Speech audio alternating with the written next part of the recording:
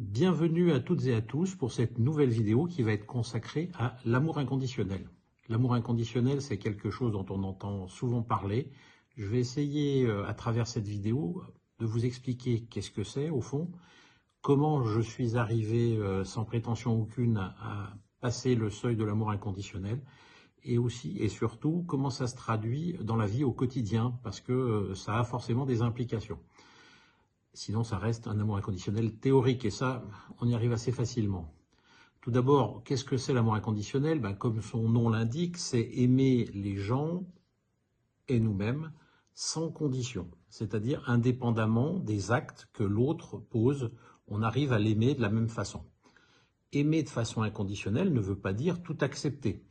Il m'arrive de dire non, de ne pas accepter quelque chose, mais par contre, ce que je vais refuser de la part de l'autre ne change pas l'amour que j'ai pour lui.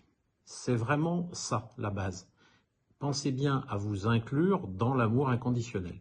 Le meilleur exemple, et ce que les gens prennent en général comme exemple d'amour inconditionnel, c'est l'amour que l'on a pour nos enfants, pour notre famille, qu'on a aussi pour nos animaux de compagnie, chiens, chats, chevaux, etc., qu'on aime inconditionnellement, qu'on aime quoi qu'il fasse. C'est-à-dire que quand votre chien mange votre pantoufle, vous l'aimez quand même. Ça vous agace sur le moment, mais il n'y a pas de doute, vous continuez à l'aimer. Quand nos enfants nous désobéissent, après leur avoir un peu indiqué le droit chemin, on va dire, notre amour ne va pas changer. Très important, vraiment, de vous inclure dans cet amour inconditionnel. Arriver à être dans l'amour inconditionnel de vous. Encore une fois, ça ne veut pas dire j'accepte tout. On a le droit de dire non, on a le droit de poser des limites, et puis on a le droit de temps en temps d'être pas très content, mais l'amour, lui, ne change pas. J'espère que c'est quelque chose qui est clair pour vous. Alors, comment j'y suis parvenu dans cet amour inconditionnel? Ça a été d'abord un assez long chemin, et puis qui est en plus intéressant parce qu'il y a une certaine contradiction. J'ai grandi à un endroit qui s'appelle I-M-E, mais mon plus gros challenge personnel, vous l'avez déjà vu à travers d'autres vidéos, c'était d'arriver à m'aimer moi-même.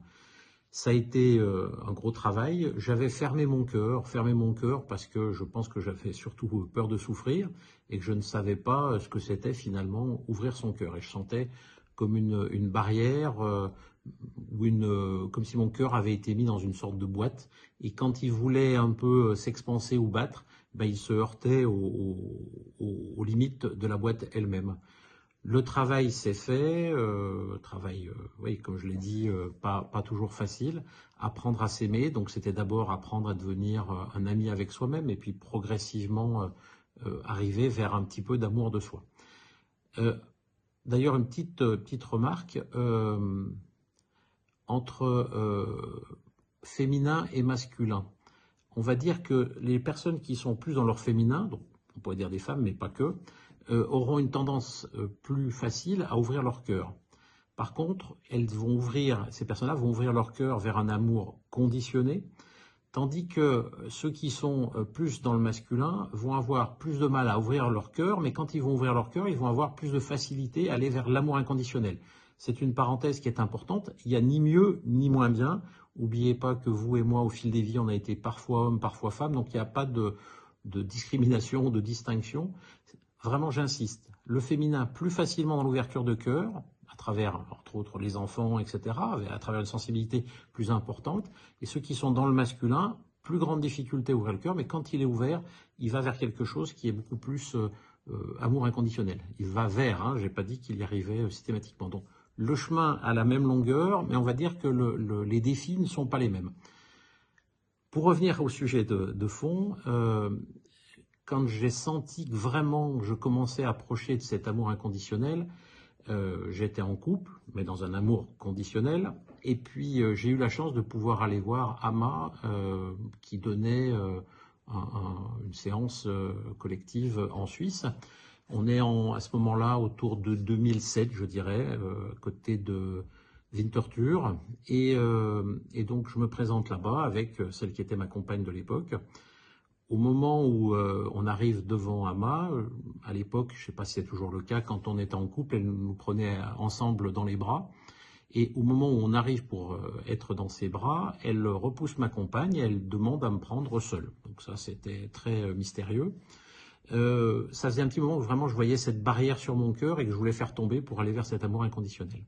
Quand elle me prend dans les bras, elle a une phrase d'abord en suisse allemand qui était assez rigolote, parce qu'avec son accent indien, c'était quelque chose. Et puis ensuite, elle fait une sorte d'incantation, je pourrais dire, une phrase dans sa langue maternelle, qui me fait l'effet d'un coup de bélier, c'est-à-dire que je sens qu'elle dit quelque chose, nanana, et quand elle fait le nain final, là, ça, je sens sur ce mur en briques que je vois sur mon cœur, comme s'il y avait un coup de bélier qui fait trembler le mur, mais qui ne le fait pas tomber. Les gens qui travaillent avec elle commencent à essayer de me bouger ou demandent à ce que je me relève, et là elle leur fait signe, non, il y a encore quelque chose à faire. Et elle reprend cette même incantation. Et là, moi, vraiment, j'ouvre mes cellules, je demande au plus profond de moi-même à pouvoir vraiment faire que ce mur tombe. Elle refait son incantation et encore une fois, là, et quand ça vient, le mur tremble mais ne tombe pas. Là encore, elle dit à tout le monde de ne pas bouger, elle me garde dans les bras. Et puis, il refait une troisième fois la même incantation. Et à la fin de la troisième incantation, je vois le mur tomber, le mur de briques tomber, et je sais qu'à ce moment-là, j'ai franchi le palier de l'amour inconditionnel. Alors évidemment, les gens étaient un peu surpris autour de la façon dont ça s'était passé. À ce moment-là, elle prend mon ex-compagne avec moi à nouveau dans les bras, mais très rapidement, et puis on s'éloigne.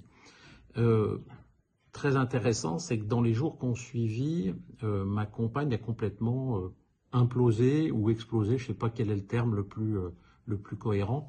En fait, il y a une certaine logique là-dedans. Quand on est deux personnes blessées, on arrive à s'aimer, mais on est finalement deux personnes bancales appuyées l'une sur l'autre. Et là, quand une des deux personnes se redresse, eh ben, effectivement, pour l'autre, c'est extrêmement déstabilisant, c'est très inquiétant, et à ce moment-là, elle est partie dans quelque chose qui n'était pas très aimant, mais c'était pas de sa faute, c'était ses blessures qui criaient finalement et qui amenaient un comportement qui n'était pas très constructif. Donc un petit moment après, elle m'a dit, oh ben écoute, je peux plus rester avec toi, ou alors il faut que tu arrêtes ce chemin qui me fait peur, enfin qui m'intéresse pas, qui me plaît pas, enfin bref, plein d'excuses. Et moi je lui ai dit, ben non, si t'es pas heureuse avec moi, je vais t'aider à ce qu'on se sépare. Parce que l'amour inconditionnel, c'est ça finalement, c'est pas le je ne me quitte pas de Jacques Brel, c'est de vouloir aussi ce qui est le mieux pour l'autre. Donc elle attendait, ne pars pas, et je lui ai dit, ben pars, et je vais même t'aider à partir. Et c'est ça finalement qui est l'amour inconditionnel, c'est de vouloir le mieux pour l'autre et pour soi-même. Donc ça a été quelque chose de très bouleversant. Elle m'a fait payer l'addition dans les années suivantes, mais c'est pas grave, elle a vraiment fait comme elle a pu. Et puis moi, ça m'a permis de grandir et de continuer d'avancer. Donc c'est ça l'amour inconditionnel, c'est vouloir le mieux pour l'autre et pour nous-mêmes. Pour illustrer ça aussi, et c'est quelque chose que je vis régulièrement avec les personnes que j'ai dans les stages, les personnes évoluent, se transforment pendant les stages, et au bout d'un moment, l'ego n'est pas très content de cette évolution et pousse finalement les gens à me voir comme leur ennemi, entre guillemets. C'est ponctuel en général, des fois ça dure un peu plus longtemps, et vraiment de stigmatiser toutes les résistances et de les projeter vers moi. Donc ce qui fait que c'est pas très plaisant, mais ça fait partie du chemin et de mon travail, et j'aide les gens dans ce passage-là. Mais des fois, ça va vers un rejet et pendant 2, 3, 4, 5 ans, je ne vois plus les gens. Voire même, les gens sont pas très sympas et vont dire des choses pas très agréables par derrière, au point où ça a même fait exploser des fois des groupes auxquels je donnais des enseignements depuis un moment. C'est difficile à vivre, hein, même pour moi, encore une fois, d'autant plus qu'il y a des fois des gens qu'on a vraiment aidés, qui étaient vraiment dans des situations compliquées, et là on se retrouve à être non seulement rejeté, mais critiqué par ces personnes. Bref, c'est pas très agréable. J'ai pris un peu l'habitude et je garde mon cap parce que je sais que globalement, sans être parfait, j'ai fait au mieux. Et puis, parfois, ces gens, 1, 2, 3, 5 ans après, vous appelle un jour en n'étant pas bien du tout, en étant très mal, et en demandant votre aide. Et c'est là où on voit qu'on a franchi l'amour inconditionnel, tout en se rappelant les choses pas sympas qu'elles ont faites. Et la réponse à leur demande d'aide, c'est oui. Et je les aide à nouveau, et je le fais de bon cœur. Et c'est ça l'important, c'est de le faire de bon cœur. Donc, et de se rappeler que si elles ont fonctionné comme ça, c'est qu'elles étaient blessées, c'est qu'elles étaient mal dans leur peau. Et encore une fois, leur loup noir, leur partie involutive, le part égotique, à un moment donné, se bat pour ne pas perdre son pouvoir et parfois vous prend comme exemple ou comme exutoire finalement à cette résistance. Voilà, ça, les deux exemples précédents, ça montre un peu ce cheminement. Et la dernière chose, c'est que l'amour inconditionnel implique aussi de faire confiance à l'autre et de le laisser vivre ce qu'il a à vivre. Et là-dessus, je vais prendre un exemple qui date environ de 2010, où ma maman, avec qui on était devenus vraiment de bons amis, elle avait participé à mes stages pendant un moment, et vraiment c'était une très belle relation. Et un jour, elle me dit qu'elle part faire un trekking au Maroc avec mon père, qui était son ex-compagnon, et tout de suite, je sens que c'est pas une très bonne idée. J'ai pas une raison précise à cela, mais vraiment, j'ai une lampe rouge qui s'allume et qui me dit c'est pas une bonne idée. Donc je lui pose la question, je lui dis est-ce que tu es sûr que c'est une bonne idée? Elle me dit oui, j'en ai très envie, etc. Je dis, ok, pas de problème, et vas-y quoi. Il y a pas de toute façon, t'as pas besoin de mon assentiment, donc go. Une quinzaine de jours avant le départ, elle était allée s'entraîner et elle se fait une entorse de la cheville. Une belle entorse, donc elle m'appelle, elle me dit est-ce que tu peux m'aider parce que là, comme ça, je pourrais pas partir. Donc je vais la voir. Je lui dis oui, je vais te faire des soins, mais est-ce que tu crois pas que c'est un signe que ce voyage n'est pas à faire? Alors elle me dit non, j'ai vraiment envie. Ok, pas de problème. Donc je lui fais un soin en magnétisme, des soins en magnétisme, plus elle prend l'arnica, enfin plein de choses pour s'aider. Et finalement, elle arrive à partir. La veille de son départ, je lui redis t'es sûr que tu as envie quand on se dit adieu, hein. Elle me dit oui, vraiment, ça me plaît, je veux le faire. Pas de problème, profite bien. Et donc j'attends qu'elle soit dans l'avion, elle partait de Lyon pour Marrakech, j'attends qu'elle soit dans l'avion, que l'avion, entre guillemets, soit parti, pour dire à ma compagne et à ma sœur, écoutez, je suis pas sûr qu'on la revoie. Donc elles sont choquées, surprises. Je dis oui, j'ai le sentiment que elle pourrait ne pas revenir. Donc elles me disent, mais tu lui as dit? Je dis, non. L'amour inconditionnel, c'est de faire confiance aux gens.